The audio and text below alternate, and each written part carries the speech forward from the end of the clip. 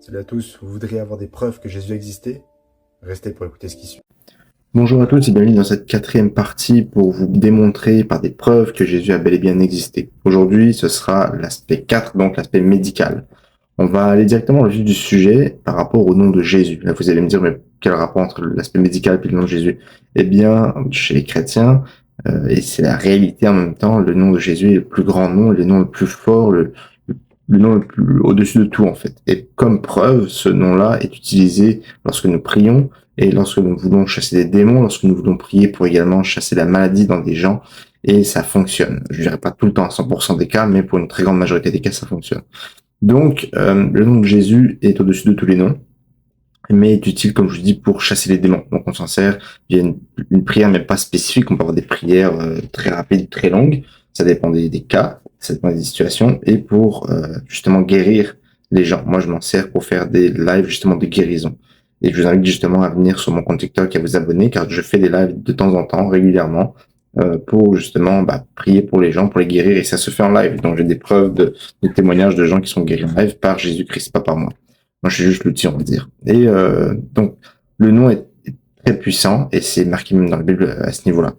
Également, l'aspect médical qui a été amené par un des médecins légistes les plus réputés, Monsieur Philippe Boxeau. Il s'agit du Saint-Suaire, le Saint-Suaire de Turin, qui a été autopsié. Et il a réussi à l'autopsie d'une manière assez détaillée, ce qui est assez impressionnant. Je vais vous mettre la vidéo juste ici, vous pourrez la voir sur mon compte YouTube. Il a expliqué d'une manière certaine que les clous qui ont été mis dans les mains de Jésus n'ont pas été réellement mis dans les mains, mais dans les poignets. Et je vous laisserai voir la vidéo parce qu'il l'explique mieux que moi. Jésus est mort par acidose respiratoire, ce qui veut dire que il est mort avec d'immenses crampes dans son corps. Pour avoir un exemple concret que je vais reprendre de Monsieur Boxeau, quand vous courez, que vous dépassez vos limites, lorsque vous courez, vous obtenez des crampes. On a tous eu ça, des grosses crampes douloureuses dans les côtes, dans les jambes, dans les mollets. Imaginez Jésus qui a eu des crampes dans tout son corps au complet. Une crampe, on a mal. Imaginez le corps au complet, comment c'est douloureux. Et justement, une des raisons que t'expliquais, c'est que Jésus est mort avec la tête droite en avant et pas sur les côtés comme on voit sur les crucifix, qui est totalement faux.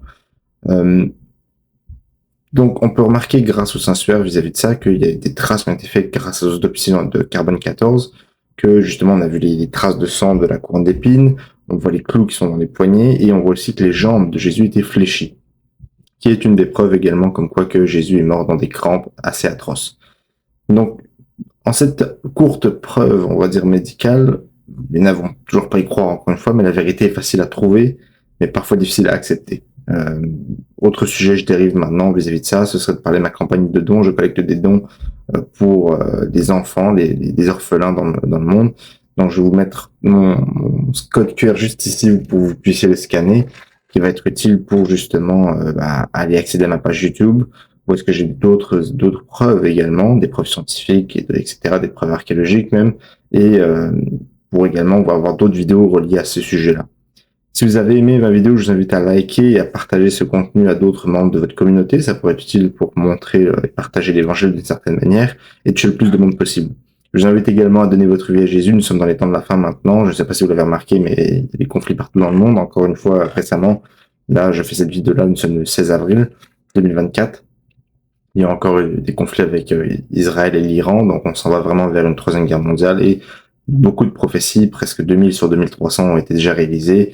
Et un aspect mathématique sera fait, une vidéo sur l'aspect mathématique sera fait très prochainement. Donc, encore une fois, je vous invite à donner votre vie à Jésus. Il est venu sur la terre pour prendre nos péchés.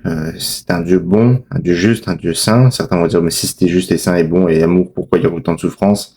Je peux vous en parler pendant une heure s'il le faut. Mais bon, je vous invite en tout cas, pour revenir à l'aspect médical, je vous invite, si vous voulez des preuves encore plus grandes, comme quoi que Jésus est venu sur cette terre, que son nom est puissant et est au-dessus de tous les noms, je vous invite à me contacter en privé. Si vous avez des membres de la famille qui sont dans des hôpitaux, dans des soins assez difficiles, dans des maisons de retraite avec des complications, avec des problèmes, même vous-même, je vous dirais, n'hésitez pas à me contacter en privé. Vous pouvez me contacter par courriel à cette adresse courriel là, juste ici, et je peux pouvoir vous aider éventuellement. Enfin, Jésus pourra vous aider. Moi, je prie pour vous. Pas besoin que je vienne. Je peux faire ça à distance, en vidéo.